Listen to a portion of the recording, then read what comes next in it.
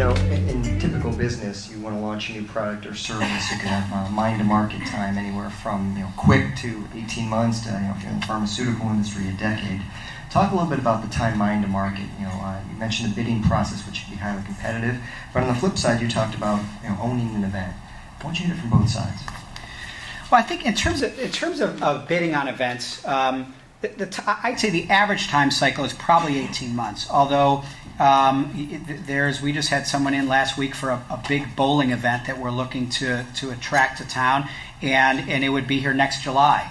And we have some that we're bidding on at times 5 years plus out. There's actually a lot of it really correlates to the size and scale of the event to the time frame.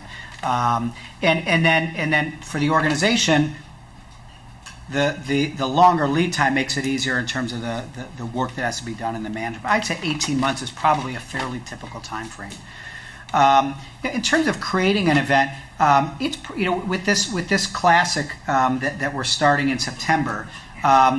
The idea probably came up almost 2 years ago, and I remember the exact conversation with a City of Cleveland councilman. There had been a Black College Classic that had been here in 03 and 05, done by a private promoter for a number of reasons, ceased to exist, and we got asked, would you consider bringing one back? And so, like a lot of business, a lot of due diligence. There's a lot of risk involved. There's a lot of finances. You have to pay the teams and their travel. You pay for the stadium. You pay for the marketing. You have staff time involved in running. It's probably a $500,000 investment in running and managing the event.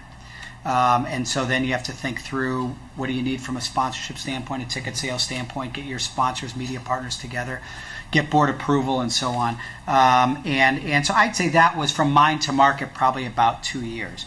And that's probably, I guess, a typical time frame. And we have people give us ideas fairly regularly. We sit in staff meetings talking about ideas.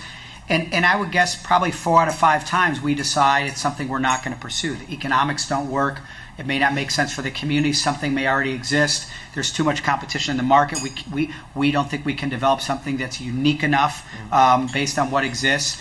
But I will tell you, it's been we have the kind of board that it's a lot of people in business that understand at times that you have to take some risk to grow.